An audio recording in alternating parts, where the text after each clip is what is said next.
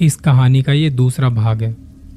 अभी तक जो औरत कब्रिस्तान की तरफ देख रही थी, मेरे ऊपर आते ही छतरी पर पड़ती बारिश की आवाज़ से वो पीछे मुड़ के देखती है।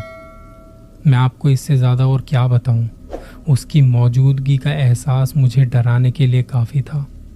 और अब तो मैंने उसे सामने से भी देख लिया था। मैंने मेरी पूरी ज़िंदगी में इससे पहले कभी ऐसा एक्सपीरियंस किया नहीं था।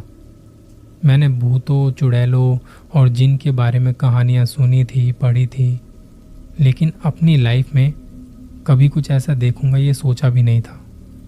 अभी तक तो मैं उस कब्रिस्तान के बारे में सोच सोच के डरा हुआ था, पर अब वो औरत मेरे सामने छत पर खड़ी हुई थी। उसके बड़े अजीब से खुले बाल, उसकी अजीब सी लाल सुर्ख आंखें, गर्दन को थोड़ा तिरछा करके वो खड़ी है। उसके होठ का कटा हुआ एक टुकड़ा उसके चेहरे पर लटक रहा है। वो देखने में ही इतनी खौफनाक लग रही थी कि बता नहीं सकता। अभी मैं आपको स्टोरी सुना रहा हूँ तो यकीन मानिए मेरे रोंगटे खड़े हो रहे हैं। मुझे वो सब दोबारा से याद आ रहा है, जैसे मैंने उस दिन एक्सपीरियंस किया था। उसे देखते ही मैंने नीचे आने में ज़्यादा वक्त नहीं लगाया। मैं भागते हुए नीचे अपने कमरे में आ गया। मैंने कुंडी लगाई और खुद को बंद कर लिया। मेरी सांसें फूल रही थी और थोड़ी देर में मैंने सुनी उसके कदमों की आवाज़। वो औरत सीढ़ियों से नीचे आ रही थी। मैं खुद को कोस रहा था कि मैं ऊपर गया ही क्यों। मुझे ऐसे ऊपर जाके नहीं देखना चाहिए था। अचानक से मुझे एक एहसास हुआ कि कोई मेरे कमरे के बाहर उस दरवाजे के पास खड़ा हुआ है। मैं इतना डर चुका था कि शायद जान निकलनी बाकी ही थी बस, वरना तो मैं वहीं मर चुका था। मैंने डरते हुए, हड़बड़ाते हुए पापा को फ़ोन लगाया। पहले तो मैं डर रहा था कि पता नहीं क्या सोचेंगे, कितना डरता है, तेरा वहम होगा, ऐसा कुछ नहीं है। ये सब बातें मेरे दिमाग में चल रही थी। पर मैं जानता हूँ मैंने अभी उस औरत को देखा है जो इंसानों जैसी नहीं थी। मैंने पापा को फ़ोन लगाया। जब मैं नंबर डायल कर रहा था तभी मैंने महसूस किया कि किसी ने दरवाज़ा खटखटाया है। मैं सामने दरवाजे की तरफ देखता हूँ। समझ आ गया था कि वो औरत नीचे आ चुकी है, क्योंकि उसने मुझे देख लिया था। ऐसे में दरवाज़ा खोलने का तो सवाल ही नहीं होता। फ़ोन पर बेल जा रही थी। पापा ने फ़ोन पिक किया। आधी रात का वक्त और मुझे लगा कि वो सो चुके होंगे, पर यह मेरे लिए राहत की बात थी। मैंने उन्हें सारी बात बताई।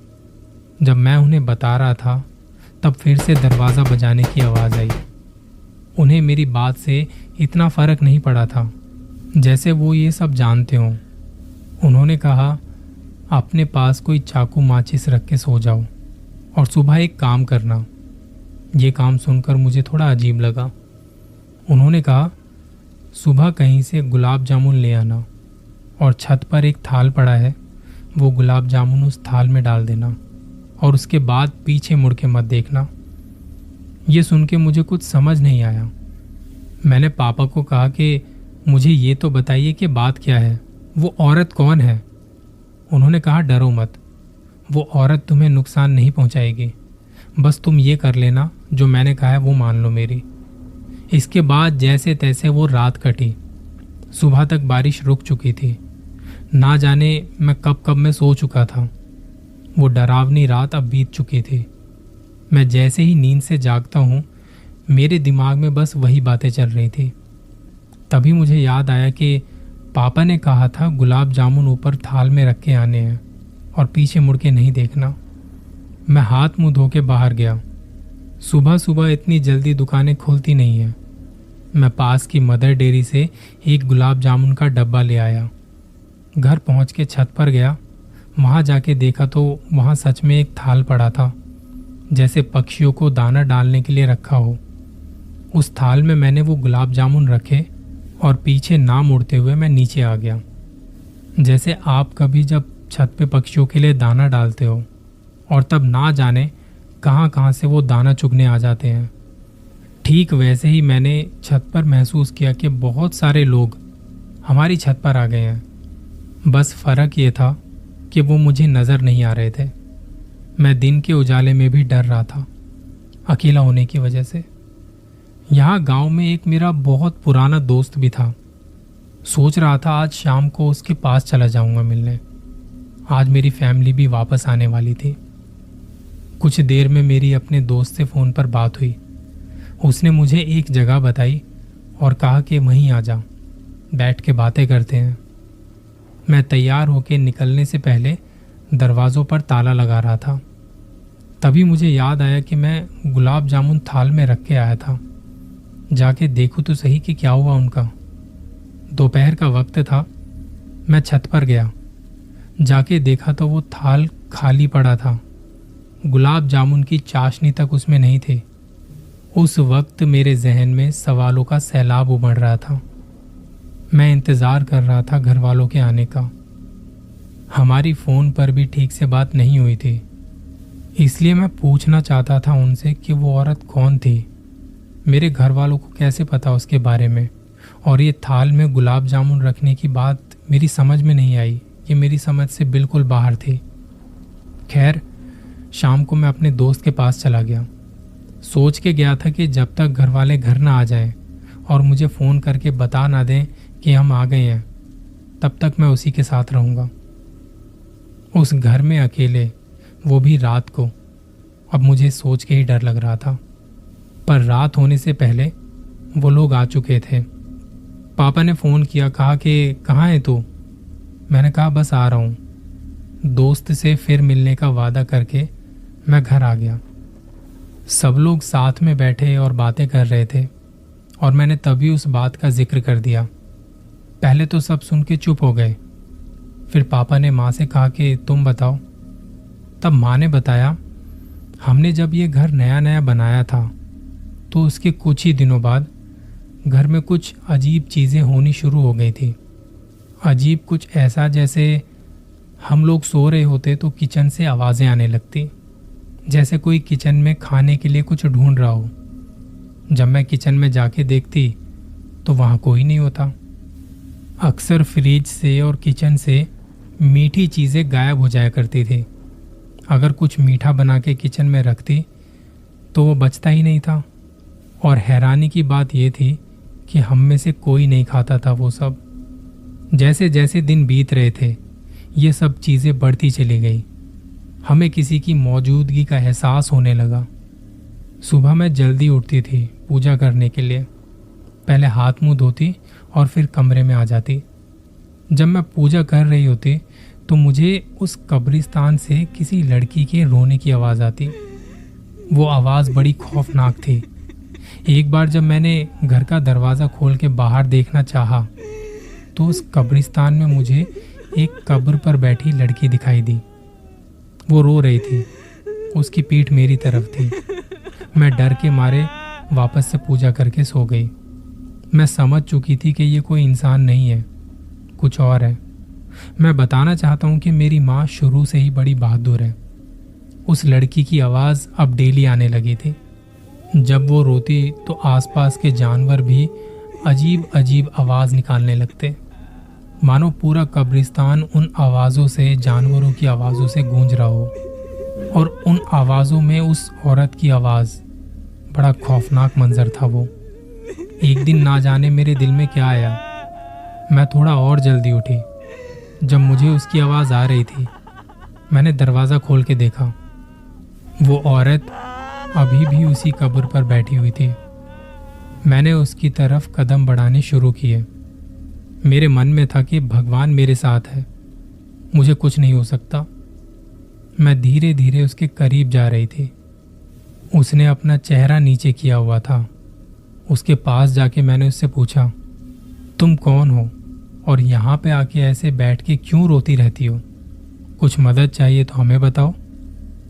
काफ़ी बार उससे पूछने के बाद भी उस औरत ने कोई जवाब नहीं दिया। मैं जब वापस जाने लगी तो उस औरत ने एक अजीब सी भारी आवाज़ में मुझे रोका।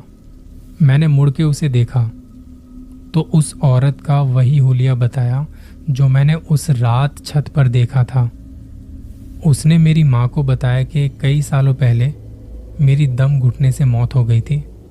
मैं खेलते कूदते, गुलाब जामुन खाते हुए भूसे से भरे कमरे में पहुंच गई थी। वो कमरा काफ़ी बड़ा था।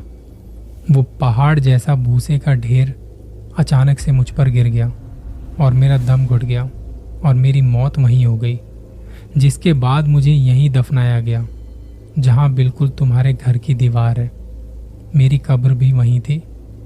मेरी माँ को उसने पूरी बात बताई। उसने कहा कि तुम जाओ, मैं तुम्हें तंग नहीं करूँगी, ना ही किसी को मैं यहाँ पे तंग करने आई हूँ। काफ़ी सारी बातें उन दोनों के बीच हुई। मुझे मेरी माँ की बात सुन के यकीन नहीं हो रहा था कि उनमें इतनी हिम्मत है। माँ ने कहा कि उसके बाद से जो मुझ में थोड़ा बहुत भी डर था, जो एहसास था डर का, वो भी निकल चुका था। कई बार मैंने उस लड़की को अपने घर की सीढ़ियों पर देखा। उसे मीठा बहुत पसंद है। हमें कई बार उसकी मौजूदगी बहुत ज़्यादा होने लगती थी। जब भी घर में कुछ मीठा बनता था, तब से हमने उसके लिए एक थाल में गुलाब जामुन रखने शुरू कर दिए। जब भी उस थाल में गुलाब जामुन रखते तो वो तभी के तभी ख़त्म हो जाते।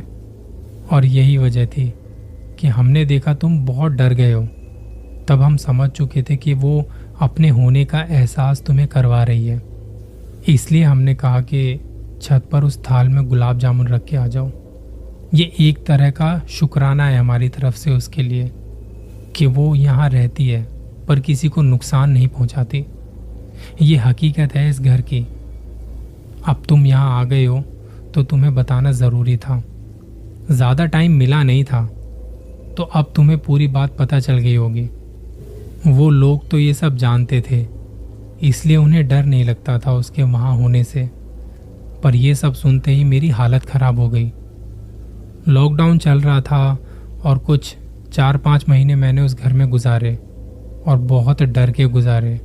जब भी घर में हम साथ बैठ के खाना खा रहे होते या ऐसे ही बातें कर रहे होते तो हमें उसकी आहट महसूस होती और मम्मी हम सब घर वालों को कहती कि देखो वो आ गई है, वो यहीं घूम रही है।